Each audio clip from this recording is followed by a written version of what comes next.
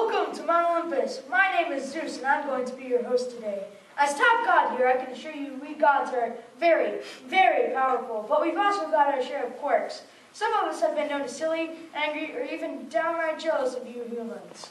Not me. No human can ever be as beautiful and popular as me. And anyone who ever tried, they'd be in big trouble. So, see what I mean? Now, today, I want to tell you the story of a young woman named Psyche, who had the sad luck to be born more beautiful. What? Sorry. I mean, almost as beautiful as Aphrodite here. It's a story with lots of twists and turns, so stick close with me.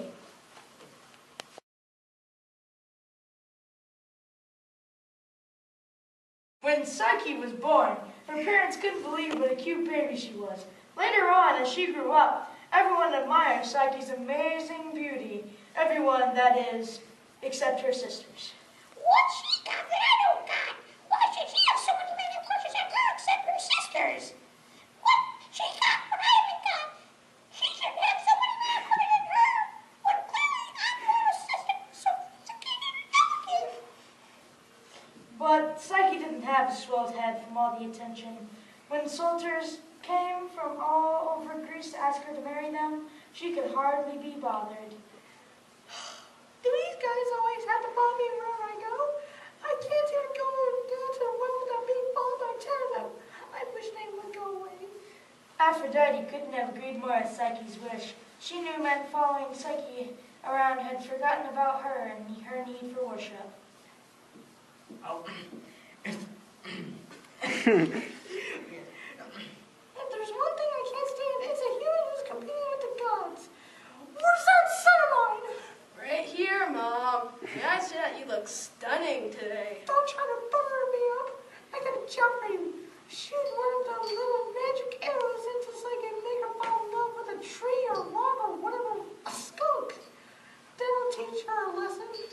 Anything you say, Mom. Be back in 2 shakes of a Pegasus's tail. But when the winged archer flew to Psyche's home and got a better look at her, he had a change of heart. Wow, she's even prettier than... No, I better not say it. Can't make her fall in love with a skunk. Just put this arrow away and go home.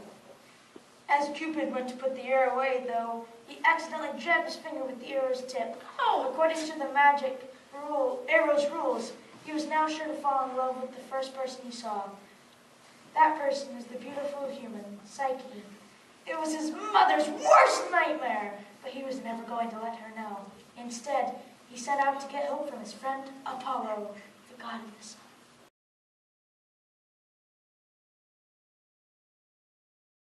It wasn't long before Psyche's big stream of marriage proposals dried up, almost like magic, you might say.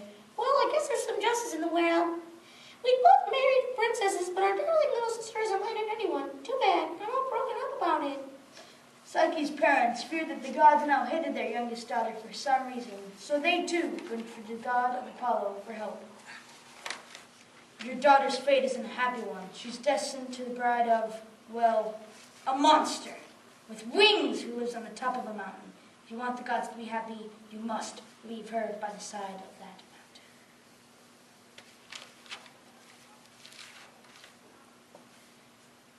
It wasn't true. Cupid had told Apollo to say some of those things, but Psyche's parents did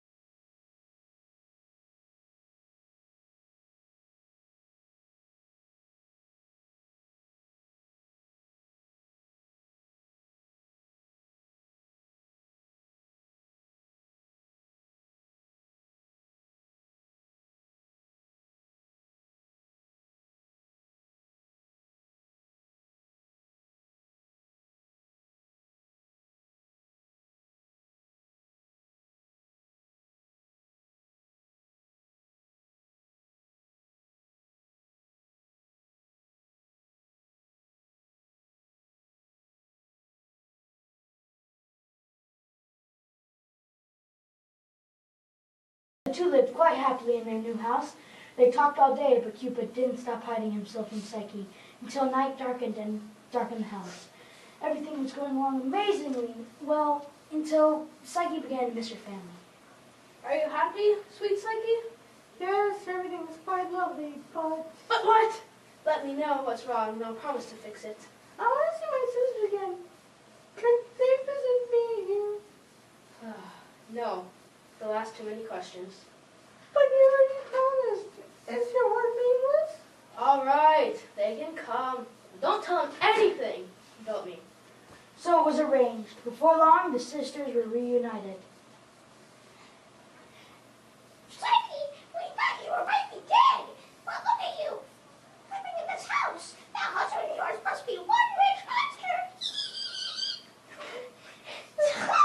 So, Psyche, by the way, where is your husband? Does the monster mistreat you? He's not a monster. He's a young prince. He's away now visiting his father, the king, on a business. I thought you said he was a young man. Young prince. Now, right here's the story with his jewels. Look at these jewels. What a collection. Oh, my husband's been collecting jewels for many years. Right now he's been on an expedition to buy even more. I thought you said he was a young prince visiting his dad. Well, he's sort of collecting jewels and is his hobby, but he's not even being a prince. Her sisters could tell that Psyche was making up stories. They had insisted on the truth. I don't even know the truth exactly. I know my Never seen it before? I wish I could say that about my husband.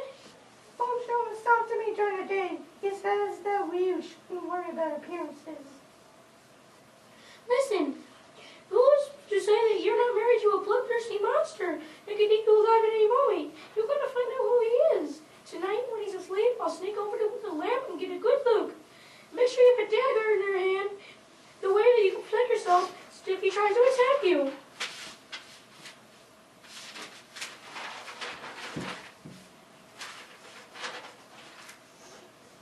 That night, Psyche did as her older sister suggested. She tiptoed over to her husband, got a dagger ready, and then raised the bolted lamp over him.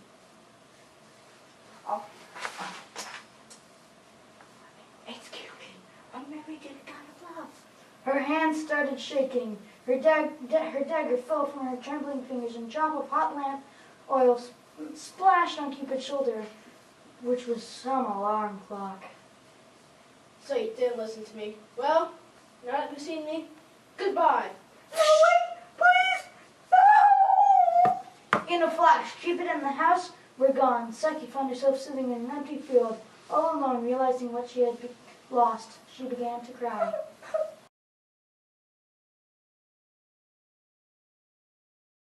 She wasn't the sort of person to sit around and feel sorry for herself.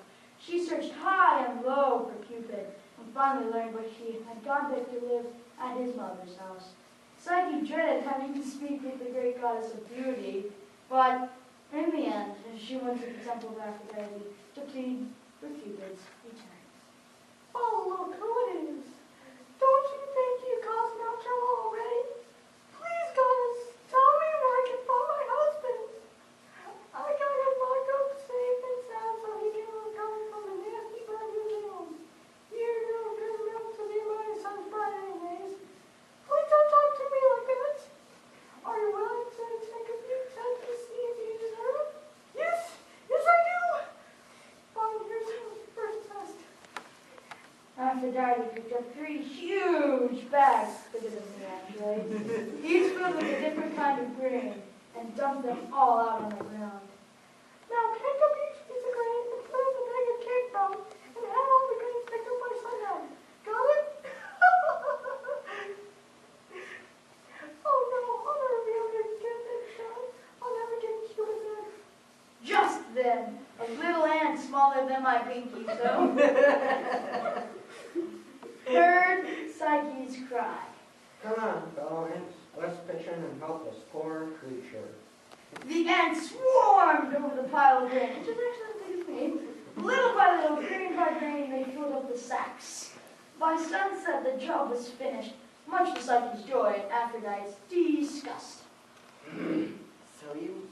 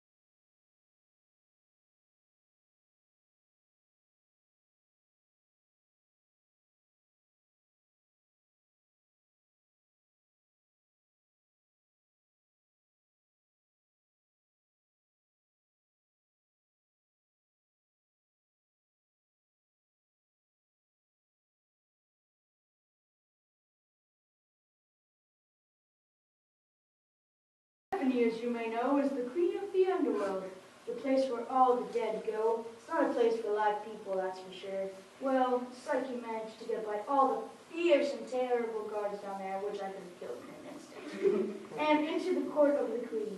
She even convinced the queen to give up some of her beauty. Then the trouble started. Dumb humans. I wonder what Persephone's baby's secret is. Maybe you could help me. These horrible assignments from every day have been really hard on my skin. She opened the box, just a peep, like any human would. Instantly, a foul, powerful wind rushed out of the crack and into her face. Help, I can't breathe. She fell to the ground. Overpowered by the fumes, began forcing her back towards the underworld for good. Luckily, Cupid appeared just at that moment. My mom knows how to lock a door, but she always forgets to lock the window. Psyche! He went over to his bride, closed the dangerous box, and revived Psyche with his special godly powers. Just what has my mother been making you do? It's a long story, you know. When Cupid heard how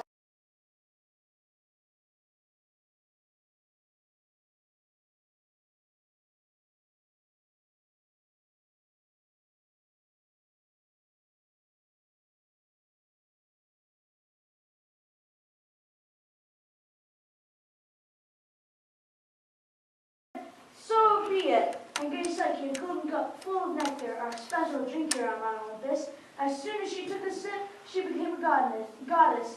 That evening, on Mount Olympus thundered and shook as we danced the night away.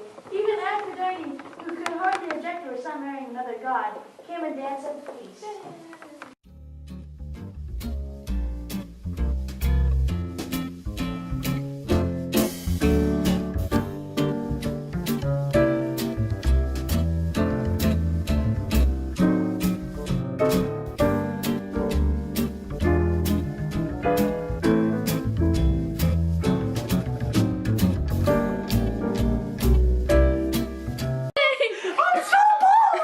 So be it. When Zeus was born, Okay, pause it. even Aphrodite, who could hardly object to her son marrying another god, came and danced at the feast. My hair, they can pull out with my hair, they can pull out with my hair, they can pull out. Keep going. Exit the stage. Just keep going, just keep going, just keep going. Sing, John, sing. Sing. Sing, John, sing. You know what? Just forget this. Cut.